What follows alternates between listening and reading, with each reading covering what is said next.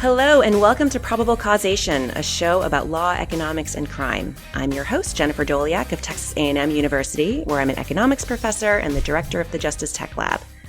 My guest this week is Eric Chyn. Eric is an assistant professor of economics at the University of Virginia. Eric, welcome to the show. Thanks for having me.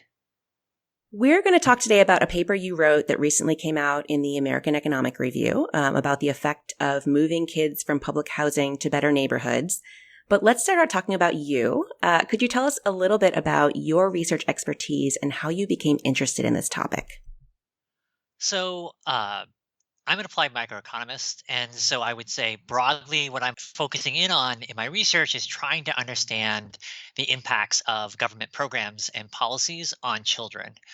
And in much of my work, I'm trying to innovate by using detailed administrative data that is often the best source to obtain reliable and comprehensive measures of important outcomes for large samples. And so, using this type of data, my research also tends to focus on questions where I can clearly find a research design that is a way to compare people that yields convincing estimates of causal effects of different programs. So in your AER paper called Moved to Opportunity, you study the effects of moving to a better neighborhood on the outcomes of kids who are forced to move out of public housing. And you look at outcomes, including their involvement in criminal activity. So set the stage for us. What had we previously known about the effects of neighborhood on kids' outcomes? So, prior to starting my dissertation, there was a somewhat mixed picture on how neighborhoods affected children. And so I want to start out by saying that there's a very large and interdisciplinary literature studying neighborhoods and kids. Within that literature, we have two stories. So, on the one hand, we had a number of studies which compared outcomes for people who grew up in a high poverty area and compared them to people who didn't grow up in a high poverty area. And much of this research tended to show that the people from high poverty areas had relatively worse outcomes. And this suggested that living in a disadvantaged area, a place with a lot of crime, um, those that living in those places might have a negative impact on kids. And then on the other hand, what we had was some results where researchers had been comparing outcomes for adolescents who did and did not move as part of a major social experiment called Moving to Opportunity. And in that project, the research tended to find little evidence of positive impacts of moving. And this caused some people to question whether neighborhoods really have large causal impacts on kids. So, just in summary, by the time I started my dissertation, I would say that there were open questions about the effects of neighborhoods on kids. So what are the challenges that make this so difficult to study? So obviously the correlational evidence is just comparing people who lived in bad neighborhoods and people who didn't, but we think that there are probably a lot of other things that could be different about them. So talk a little bit about what makes this actually a really difficult question to answer. Yeah, so this is the point you just brought up is this methodological concern that if we just compare people, you have this correlational evidence and we're just comparing people in a high poverty area with a lot of crime, those people are going to be different in many unobserved ways from people who didn't grow up in those type of environments. And so any difference that you see between kids who are growing up in a disadvantaged area and other kids from a more advantaged areas, all of that difference might just reflect unmeasured differences in background and family characteristics, for example. And so that's just the standard omitted variable bias problem. And so we're always concerned about that in social science research. And we're going to try to, we're either going to use an experiment or a natural experiment to try to overcome that. But that's really the main challenge, is that experiments and natural experiments are hard to come by right there. So the methodological concern is, I would say, number one issue going on for trying to tackle this topic. That's obviously a challenge in a lot of different areas. Is there something about the neighborhood effects that makes it even tougher? That, so I guess we do have this randomized experiment with the MTO, the Moving to Opportunity Right. experiment. So I guess this, in some ways, the challenge has been overcome, but clearly not all the questions have been answered. Are there data challenges too here that just make this tough, or what's your sense? Yeah. I mean, I think, while we had this one social experiment, Moving to Opportunity, and one thing to just mention about that is also it's very expensive to run an experiment like that. So clearly, we're only going to get a limited number of actual shots at doing a social experiment, moving people around to different neighborhoods, given the costs involved with that relative to maybe some other type of intervention where costs of administering a program might be much less. Data constraints are absolutely another major challenge going on. It's going to be until recently, it's been fairly difficult to access administrative data in the United States. And so, administrative data is usually something that you would think of as being really great to use to get, accurate, reliable measures of what people's outcomes are. Typically, you don't have data on where someone was as a kid and then where their outcomes are. So maybe you get administrative data on people's employment outcomes, but you don't know where they grew up. So there's a lot of data challenges there and trying to actually figure out, where you grew up, and then also something about long run outcomes is the data on that. Those two pieces of information are usually separate things. Hmm.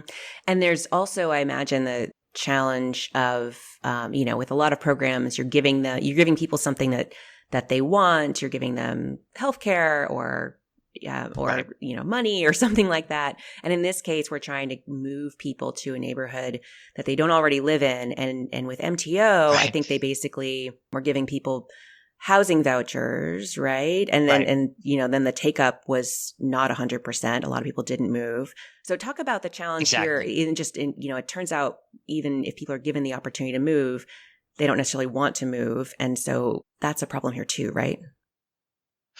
Yeah, I think that that's a sort of thing to keep in mind with interpreting the moving to opportunity study, which was, incredibly important research. Um, and uh, like any other experiment, what you're going to have going on there is the people in your sample are going to be opting to be there, right? So you've got to want to move in order to be part of that experiment there. And so there are going to be people outside of the experiment that you would like to learn about, the impact of moving them or whatever the treatment is, and you're not going to be able to find out what that effect is going to be because they wouldn't show up in your experiment themselves. So you're going to need to do something else other than use specifically moving to opportunity to study moving for other types of people that would never be in an experiment like that. Right. So in sort of in economics or research terms, where basically that MTO study is going to be measuring the effect of moving on the compliers, right? On people who can be shifted through this policy intervention of just giving people a voucher. And so Yes. that will be different in your case. So tell us about what you do in your moved to opportunity study, what the context is, what the intervention is that you're studying, that sort of stuff. Yeah. And so just bridging, kind of, we've already talked about a number of a little bit of the motivation already. But so the main idea I had was I thought it would be important to go outside of the moving to opportunity setting and try to learn about impacts of neighborhoods for other types of samples. And I thought that that work would be interesting because it might have better external validity, and that was something that I thought would be important to try to do in a research project. And so, with that in mind, I had taken an interest in public housing demolitions, which have been going on over the past 3 decades in cities across the U.S. And the hope here was that I could use these public housing demolitions as a natural experiment to understand neighborhoods. So, public housing, it tends to be located in some of the most disadvantaged areas in the country. Um, and so, when these demolitions come along, you are going to get this experiment because the authorities are destroying some buildings in an area in these disadvantaged areas and leaving other buildings around that site untouched. And so the residents of these demolished buildings, they're evicted, they're given housing voucher subsidies, and then they end up generally moving to better areas. And so in this way, I'm trying to compare kids who lived in these buildings that were being demolished and then the kids who were living in the buildings that were not demolished to try to understand something about the impact of moving out of severely disadvantaged areas. And my test case for all of this was in Chicago, which was one of the cities which had extensive demolitions during the mid 1990s. And these public housing areas were particularly disadvantaged. So getting out of public housing here in Chicago, that might really matter for generating benefits for kids. So tell us more about the context of the public housing in Chicago. What were the poverty rates like in those areas? And I guess more specifically for your empirical strategy, how did the authorities decide which buildings were torn down and which ones weren't? Yeah. So this is, Chicago. If you were thinking of a place where public housing was particularly disadvantaged, Chicago would probably be one of the sites you would first name off. And poverty rates in Chicago's public housing were extremely, extremely high. So poverty rates, which just means like the fraction of people in an area that are living below the poverty line. So in Chicago's public housing during the mid 1990s, poverty rates were exceeding 80%. And that is extraordinarily high. So that's, we typically classify a neighbor as severely disadvantaged if the poverty rate is over 30%. So these are very, very high poverty areas. In addition to having high poverty, these neighborhoods have a lot of crime. So if you just look at crime rates in these areas, they're very different than anywhere else within the city of Chicago. And anecdotally, and a lot of sociology research has also focused in on this too, just documenting that life living in Chicago's public housing projects, a feature of that environment was having a lot of gang presence going on. So anybody living here, and especially the kids, was going to be exposed to this poverty and high crime environmental conditions. So in Chicago, how did they decide you're going to be comparing people who lived in Right. buildings where they were torn down and with kids whose buildings were not torn down? How did Chicago decide which were going to be torn down and which weren't? Right. And that's a key thing to keep in mind here. So in Chicago, they had this was the third largest public housing system in the country. And so they had tons of these high-rise, tall public housing buildings spread throughout the city.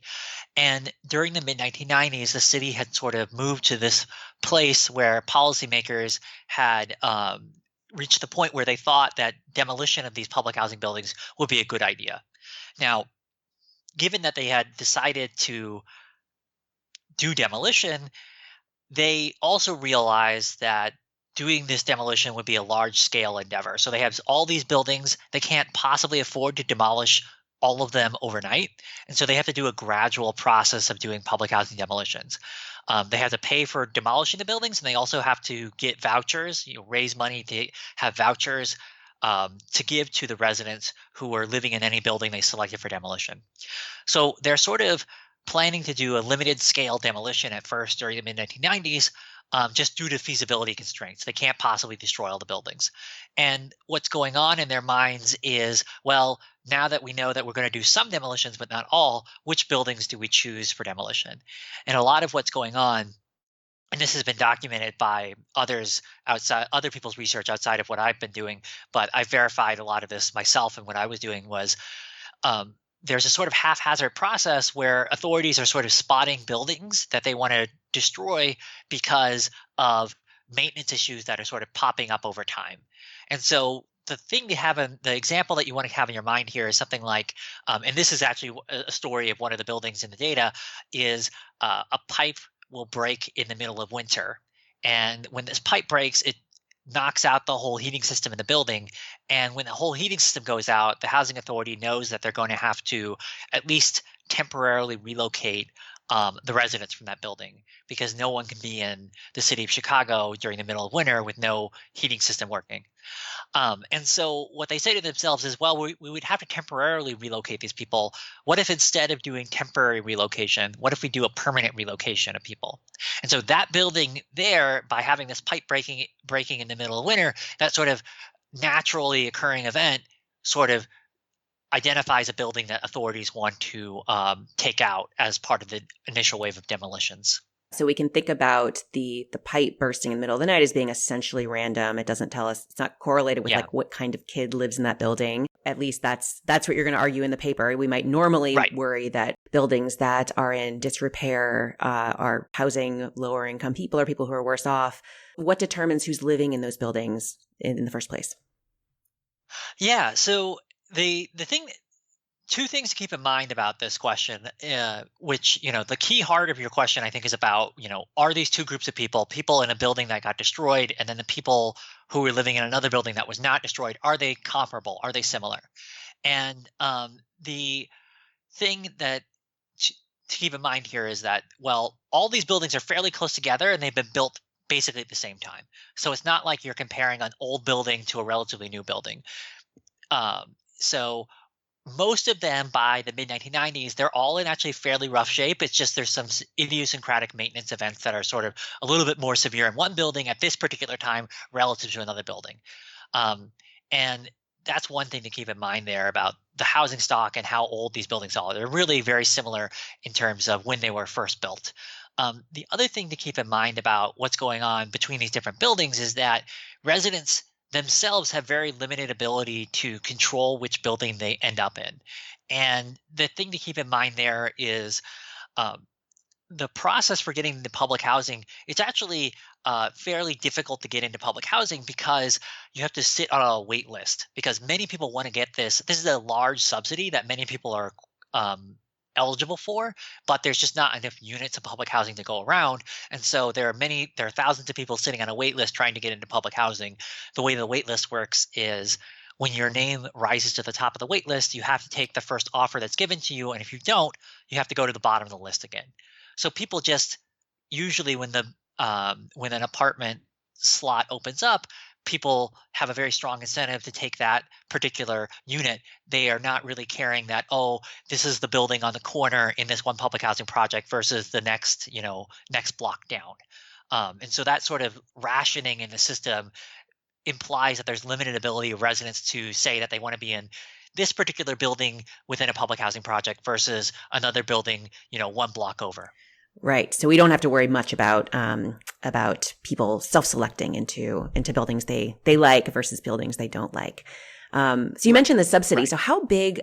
So when we're thinking about the government moving people from public housing into or transitioning them into a housing voucher program, how should we think about the change in that subsidy for the families that are being moved? Right.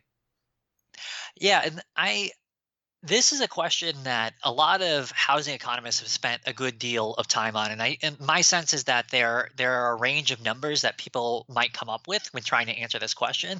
I think as a summary measure, if you're thinking about the question of, well, I can give this person a unit of public housing to live in, or a housing voucher, that a conservative estimate would suggest that those are basically going to cost the same amount to the government's point of view.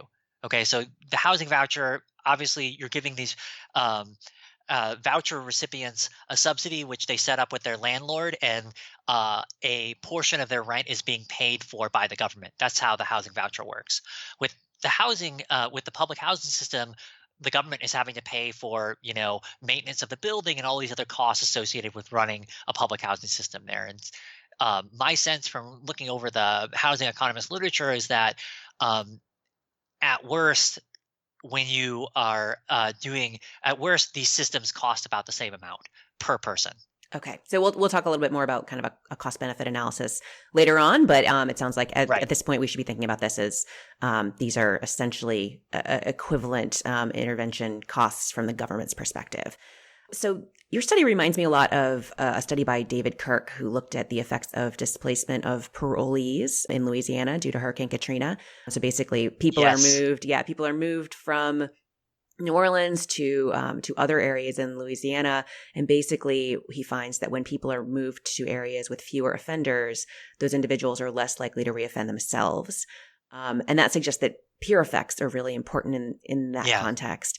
So as I was reading your paper and thinking about the possible mechanisms here, that's one that jumped out at me, that we might think that the kids are Right. moving from public housing where there are a lot of kids who are at high risk to areas where kids are at lower risk. So that's one potential mechanism. What are other mechanisms that we should have in mind here when we think about what could affect these kids' outcomes? Yeah. So the setting of Chicago, there's many different potential mechanisms, reasons why you could think that moving would matter. I'll just mention a couple of the ones that I think that people are most often have in mind when they come to a project like this about kids. And so first, many are thinking that relocating kids could generate some benefits because these kids are going to move to an area that has better schools in that area. As a general matter, that is an entirely reasonable story. But in my particular context, when I turn to the data, that channel actually seems less relevant. So you end up seeing very few people moving to areas with better schools in my sample in Chicago. The second main mechanism, which is related to the researcher that you were talking about in Louisiana, um, is thinking that getting out of an environment with high poverty and high crime, that alone would matter because you're going to get a different set of peers and role models. And since we're dealing with kids, we also have this role models feature in mind. And that sort of takes me back to the part of this paper where thinking about, well, this is in public housing in Chicago during the mid 1990s. There's a lot of gang presence there, and so if you are getting kids out of the public housing projects where gangs are very intensely active and you're moving them to some areas where gangs are either less active or they're non-existent, then that peer and role model channel is something that you may have very strongly in mind when interpreting the results from my analysis. That's really what I when I look back at my results and think about what's going on. That's what I usually think of um, a lot. Okay, so let's get more into what you're doing here in this paper. So, what are the data you're using? And of particular interest, obviously, to me, how are you measuring criminal activity as the kids are growing up? Yeah. So the data here is one of the major undertakings for this project. So it's just assembling all the different data sources and then creating a sample of public housing households and their children.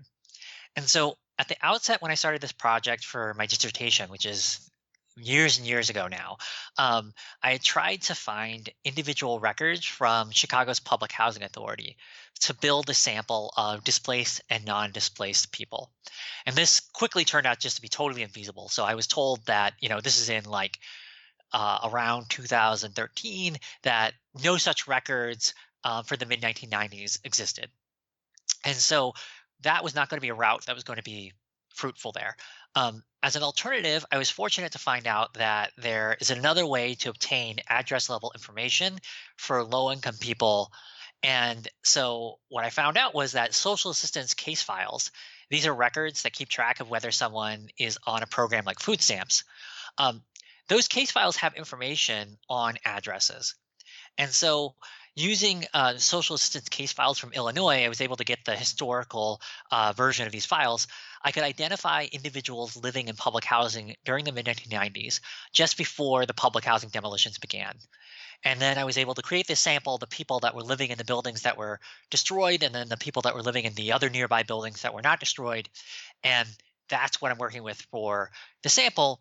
And then I link those people to other data sources, administrative data sources from Illinois to measure outcomes for the kids, because that's what I'm interested in. And so I'm focusing on a lot of different outcomes in the paper, things like employment, but then also, as you mentioned, I'm also very interested in criminal activity, criminal behavior, and so the best that I could do for this, which is a common measure in the literature, is just using arrest data. And so when we think about the sample that you're using then, so the people who are on some form of public assistance while they were living in public housing, I imagine Yeah. with the sample that's most people living in public housing. Do you have any sense of what share of the total residents you're capturing here? Yeah, so I'm getting about 80% of the people I should be getting. And the thing to keep in mind is that the vast majority of everyone in public housing, yes, they are on at least one form of social assistance, whether it's food stamps or it could be TANF, anything like that. There are Most people are on some form of that type of assistance, and as best I can tell by matching up the numbers in my final sample versus the number of units of public housing and that were there at the time in these buildings, I'm getting about 80% of people that I should be getting. And then on the flip side, I guess with especially with arrests, you're only going to see if someone's arrested if they are still in Chicago. Is that right? And so do you have any sense of how many people are moving outside of Chicago versus staying in the area? Right. So um, my data source is a little bit better than just Chicago, so it's actually just all of the state of Illinois. So the arrest data covers the entire state. So the real concern is moving out of the state. And it's a little tricky to try to figure out, did you move from one state using administrative data, because you could still be in living in a state but have no, you have zero arrests, right? maybe that's because you moved, and maybe it's because you were still in the state. As best I can tell, the vast majority of the sample is still in Illinois by the end of the sample period, which is 2009. And Importantly, there's no evidence of differential rates of attrition between the people who are living in the buildings that got destroyed versus the people who were not living in the buildings that were destroyed. Okay, so what do you find? So the big headline finding is that the children who were displaced by demolitions, they went on to have notably better outcomes relative to those not forced to move. So specifically, I find that displaced kids are more likely to be working and they have fewer arrests for violent crime. And this latter finding on violent crime is particularly important because crimes such as assault or battery, those are all very socially costly things. So really reducing that type of crime is important. How big are the effects? So the reduction in violent crime is like a 15% impact relative to the mean offending rate in my sample, which is very actually high. Yeah, that's huge. That does seem like a major cost savings to the to the city is probably the most economisty way to put it. But yeah, that's a huge benefit. You also look at education outcomes and work outcomes. So elaborate a little bit more on those other effects. Yeah. So the this is a comprehensive analysis, and like you said, I'm looking at things like employment. So kids are more likely to be working. They're about 9% more likely to be working, and they have higher annual earnings as well. So there's about a 17% increase in annual earnings as a result of being displaced and moving. In terms of education outcomes, I find less robust evidence that there are impacts there. The evidence I do find shows that for the kids who were young when the demolition hit them and they were forced to move, those kids, it seemed like they were a little bit less likely to drop out of high school. So that's the educational outcome that we see some evidence of an improvement there as a result of these demolitions. So they're probably getting a little bit more education, earning a little bit more. Is this making a difference such that they're no longer living in poverty, or how big is the effect on income? Right. And so that, one of the things to keep in mind in the sample, and I think that's particularly interesting about studying public housing, especially public housing in major cities in the United States during the mid 1990s, is that this is an extremely disadvantaged population. And so these effects that I have, these are large effect sizes, but they are not sufficient to move people out of poverty. So none of the individuals here, a very small fraction of the sample is working full time throughout the year. And a very small fraction of the sample is earning enough that, you would be thinking that they would be uh, even close to the threshold of, categorical ineligibility for food stamps. So when I actually do some analysis looking at welfare outcomes in my sample, I don't actually see any reductions on whether or not you're likely to take up food stamps or TANF or any other government social program, and that's not totally surprising, just given the fact that people are so disadvantaged here that they're just not even near that margin of being ineligible for those government benefits. So that makes the crime effects that much more striking, right? So you've got a huge drop in the likelihood of being arrested for a violent crime, which might be the result of maybe different peers growing up. Right. Maybe you're more likely to work, but it's not a Yeah. completely like your life has not been completely Right. transformed. How do you think about the link between the income effects and this violent crime or other crime effects? So I think a lot about in terms of the results of the paper. It's a little bit hard to distinguish the causal channel. Is it because you have more income, you commit less crime, or is it because you have less crime that you are working more? I mean, a lot of times when I think about the project, the violent crime results are something that I think about as potentially one of the reasons why I'm finding these employment effects in the paper. So just because you're less likely to have violent crime arrests for battery, assault, all these other type of things that would be categorized as violent, you're less likely to be incarcerated. And then because you're just not incapacitated, you are more likely to be working out there in the world. And so that's a lot of the times how one of the things that I think is consistent with the pattern of results that I'm finding in the data. Yeah, that's really interesting. And because I think if I'm remembering correctly, you're not finding any significant impacts on property crime, right? Maybe even a positive effect. Remind me. Yeah, a Okay. positive impact there. Yep. Yeah, exactly right. Yeah. And so it is interesting to think about, yeah, just the effect of keeping kids out of the type of trouble that might lead to a violent crime arrest means that you're right, they're not locked up. So then they could actually physically be working, but they also are less likely to get a criminal record that might make it harder for them to get a job. And so the direction of causality there is really interesting. So let's talk about the heterogeneity in terms of whether there are differences in these effects by race or gender or age. You do a whole bunch with this in the paper. So talk a little Right. bit about which kids seem to be benefiting the most. So one of the most interesting aspects of this paper and then other recent work looking at neighborhood effects is trying to get a handle on the role of neighborhood exposure effects in kids' lives. And this just the whole idea here is that the length of time that you spend as a kid in a better neighborhood, that's what really matters for generating effects on kids' outcomes. And so to get at this in my paper, one of the exercises that I do is to examine the effects of moving due to demolition separately for the kids who are relatively young, um, compared to their older counterparts. And so again, the idea here is that these younger displaced kids, they spend more childhood years in a less disadvantaged area. And if that really matters, then we're going to see bigger benefits for them.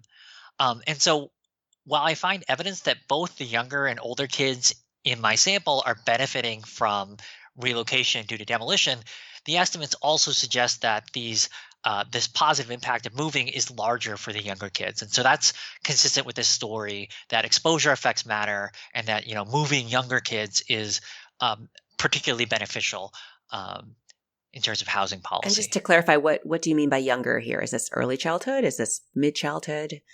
What are the ages?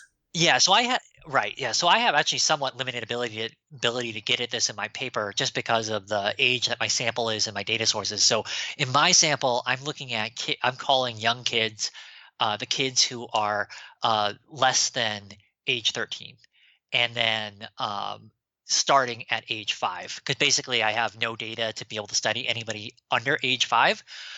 So I can't even study super young, kids who are super young when the demolition happened to them. But this group of kids that are between ages 13 and 5, I can study them, and that's my young group. And they seem to be benefiting more relative to the kids who are between ages, uh, you know, 13 to 18. And then are there effects by gender or by race at all? So there are. So by race, the thing I should have mentioned maybe a little bit earlier was in Chicago's public housing system during the mid 1990s, it is essentially all African American at this Got it. So you have point in no time. variation in So race. there's You can't no, look at yeah, that. yeah, there's no way to get at that in the analysis. In terms of gender heterogeneity, and there's been many papers that have actually thought of lots of different interventions, either neighborhoods or schools or any other type of program. Do the effects of those interventions vary by gender? In my paper, I also try to look at this gender angle, and I see some evidence that for labor market outcomes, that there's some suggestive evidence that the impacts are a little bit bigger for girls, but you couldn't reject that the effects for labor market outcomes are um, equal for boys and girls in my data. For the crime results in the paper, the reductions in violent crime are perhaps not surprisingly all being driven by reductions for boys who have the highest baseline rate of offending for violent crime. And so how do these results compare with the MTO experiment where people were, basically the government gave people housing vouchers, offered them the chance to move. Some people took them up on it, but certainly not everyone. In your case, basically everyone has to move. So it's not where Right. we we get an estimate for a much broader population. What's the difference there in the results? Do you find mostly similar things, or are there interesting differences? Yeah, so I would say that in my sample, one of the key differences that I do find is that even older children who had spent most of their lives living in a very disadvantaged area, they are still appearing to benefit from neighborhood relocation in my context. And so that's a pattern that you never see any impacts of the moving to opportunity social experiment on any of the adolescents that they had in their sample. And so that's one key difference that I'm getting in my results. The second thing that I would say in terms of a comparison between moving to opportunity and then this demolition work that I had done um, is there's consistency in terms of these impacts for the younger kids in the sense that it appears that the younger kids are benefiting more than the older kids here in my sample as well. So this would suggest that basically there were families in the MTO study that would have benefited dramatically in terms of the outcomes the researchers are looking at, but who didn't move. Is that a reasonable interpretation? I think that's a reasonable interpretation. I think it's also the other part of the interpretation to keep in mind too is there are people um, in so moving to opportunity is a social experiment. They do a recruitment, and when they do the recruitment into the experiment, there are many people that don't even show up to um, to recruitment. They're just uninterested in being part of the experiment, and so those are people that um, just you would never learn anything about in moving to opportunity. Right. And when we think about kind of the policy implications of this work, I mean, I think in one way it's easy to say, well, obviously these people were making a mistake and they should have moved, but it's not obvious, right? There might be other things, other reasons that people might want to stay in an area that the researchers are not capturing in the data. How do you think about that? Yeah, I think about a lot of the interpretation of my results is that there are broad benefits, at least in this context of Chicago's public housing, which was particularly disadvantaged. There were broad benefits of relocating out of this environment. And if you were to think about housing voucher policy, one thing to keep in mind is that housing vouchers are somewhat hard to use. It requires an entire search process where you find a landlord who is willing to lease to you. Um, Given that you have a Section 8 housing voucher. And we have some research that suggests that landlords actually discriminate against Section 8 housing voucher holders. So, in terms of thinking about the question of, do people in public housing make a mistake by not trying to move out? I think one thing to keep in mind is that it's actually fairly hard to use housing vouchers as they're currently designed right now, where maybe they don't have a lot of support services in terms of the search process. They don't have housing counseling. They don't have an easy, ready way to find a landlord that would actually rent to them. And so there are many households that might be discouraged from taking up a housing voucher because the search process is very uncertain and difficult to navigate itself. So I think in terms of making mistakes, maybe it's not just that it's making a mistake. Maybe it's just that there are very high costs of actually using a voucher that people are that's suppressing demand for using housing vouchers relative to staying in public housing. Yeah, that's a really good point. And it also strikes me as similar to a lot of ongoing conversations about why people stay in areas where there are just no economic opportunities, and thinking about Appalachia and in those Right. areas. And I think a lot of people stay because your social network is valuable too, right? And so if you're worried about Right. like getting Exactly. you have a neighbor right now who watches your kids every day, and if you move to a new neighborhood, you have to start all over. And you could imagine parents really valuing that kind of short-term benefit, and not thinking about the longer term benefits, or to them it's a wash, or Right. it just is net benefit to stay. And we wouldn't capture that in these kinds of studies. Yeah, no, you're completely right. Social networks are obviously a big reason why, if an experiment comes along like moving to opportunity, maybe there are some households that say, I would rather just stay here in my current public housing project where I have all my friends and relatives and et cetera. you're totally right Yeah, and about some of that. that could just be risk averseness, which, or fear of the unknown or something, which would lend itself toward interpreting it as a mistake. But part of it is true value coming from that social network. So you mentioned that this was, it's part of your dissertation. You've been a professor for several years now, but this paper just came out in the AER because of the huge publication lag in economics. So what other work related to this topic has been done since you first released the study? What else have we learned since this paper came along? So I think that this it's worth highlighting right now that there's been a tremendous amount of research on neighborhoods since I started, when I first started up my dissertation research as a PhD student. Um, Big picture, we just have a much clearer idea of how neighborhoods matter for kids. And I'll mention a couple things that are the most prominent pieces of recent research. So first, as I talked about a little bit, one thing people have been trying to do is understand exposure effects, and that's really something that a number of different papers besides my work has really tried to tackle. And the research that I would say most forcefully highlights this is some work done by Raj Chetty, Nathan Hendren, and several of their co-authors. And one of their key projects is a reevaluation of the moving to opportunity social experiment that we've already talked about. And the thing that they're doing that was new in this particular project was doing the first long run analysis of the very young kids in that sample. So previously, the only thing people had studied in the moving to opportunity social experiment was um, longer run outcomes for the adolescents there. No, they hadn't gotten to the young kids yet. And so, what they ended up finding in this most recent reevaluation work of MTO, they find that evidence that these younger kids benefited from relocating, and that actually contrasted with what happened for the adolescents in moving to opportunity in that instance there. And then second, outside of moving to opportunity, another study that I think comes to mind that really made a big impression on the neighborhood effects world. It has been some work from Denmark that examines refugee immigrants who were quasi randomly assigned to different neighborhoods, and that work by Anna Dam and then Christian Dustman, they find that kids in these refugee families, when they were assigned to neighborhoods where a higher share of the young people in that area had been convicted for crimes, those refugee kids grew up to later themselves be convicted for more crime.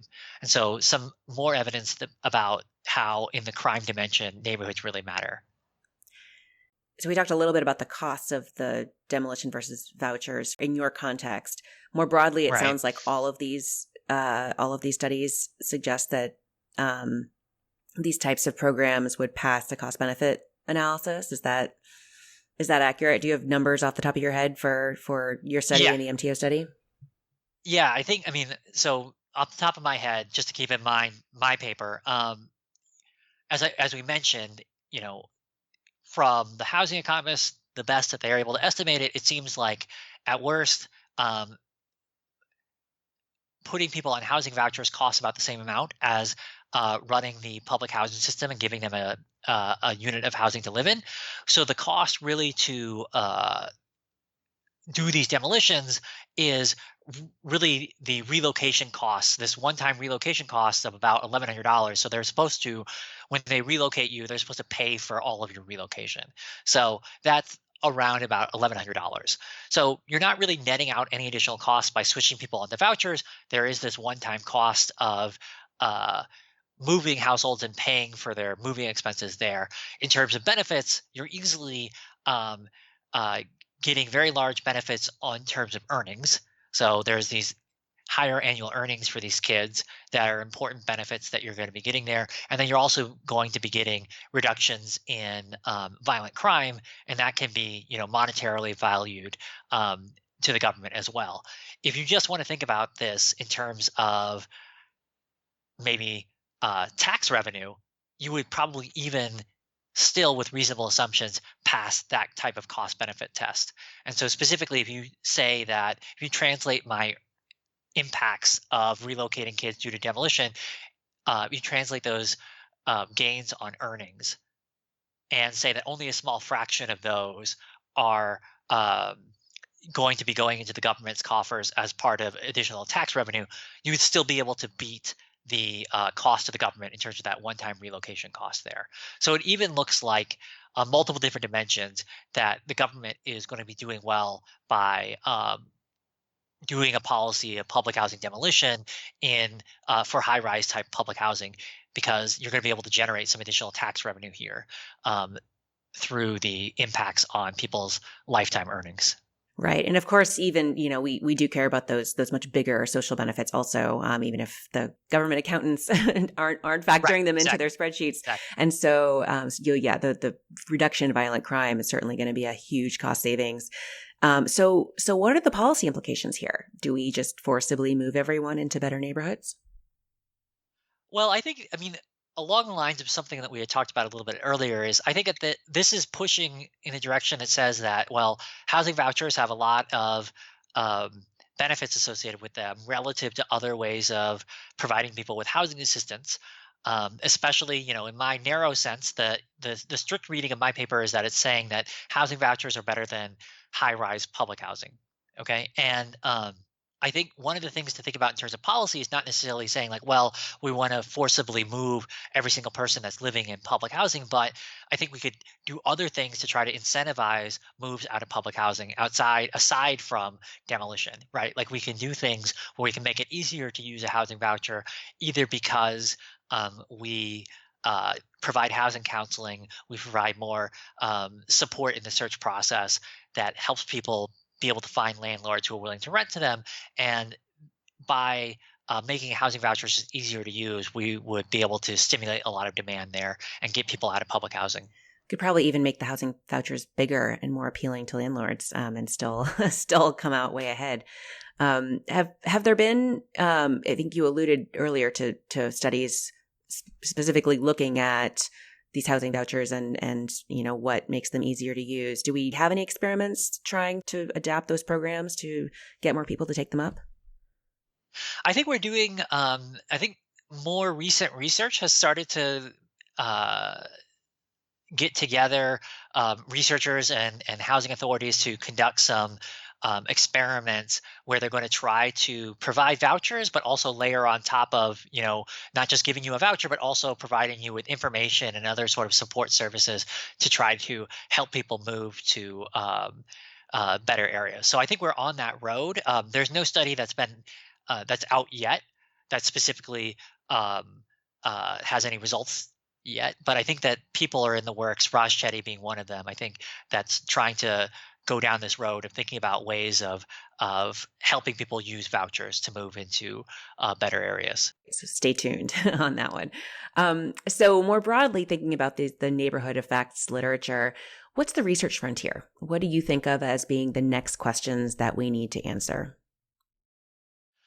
So I think there's two main areas that are extremely interesting for all future research in this area. And so, first, much of what we have been talking about today in the neighborhood effects literature all concerns studies where you're trying to look at outcomes for people who are moving to the better area. What we know less about is how this relocation of those people is affecting people living in the area where the resettlement is occurring. So we don't know a lot about how much incumbents are being affected by the new arrivals who are coming into these areas.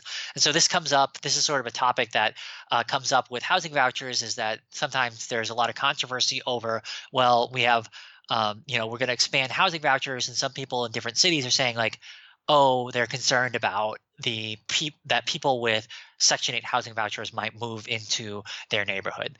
And we actually don't have a lot of evidence or research that tries to do anything with trying to estimate the impact on how those receiving areas are being affected by the new arrivals there. So that's something I think we're going to see more research of in the future. Second, I think that there's still much research to be done looking at the precise mechanisms that drive causal impacts associated with a neighborhood. So usually, in my paper and in other papers, you have some sort of variation where people are being moved out of a disadvantaged area to a better area. And when we say that this is a better area, it means that it's better on many different characteristics. So it's better because the poverty rate is lower, it's better because the crime rate is lower, it's better because there are more role models, whatever. Usually people can't precisely tell which of those mechanisms or which of those features of the neighborhood really matters for kids' outcomes. And so I think we're going to see more research that's going to try to get at these precise neighborhood features that really matters for kids' outcomes. I think we still have seen a little bit of this. That Denmark study that I mentioned is particularly interesting because I think that paper was really, really focused in on precise mechanisms in neighborhoods that might matter. But that mechanism story is something I think that more of the recent research is going to really start going after. My guest today has been Eric Chyn from the University of Virginia. Eric, thanks so much for doing this. Thanks for having me.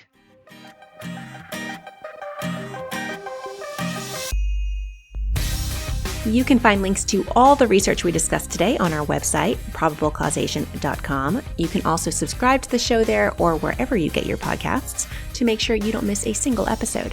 Big thanks to Emergent Ventures for supporting the show. Our sound engineer is Carolyn Hockenberry. Our music is by Werner, and our logo is designed by Carrie Throckmorton. Thanks for listening, and I'll talk to you in 2 weeks.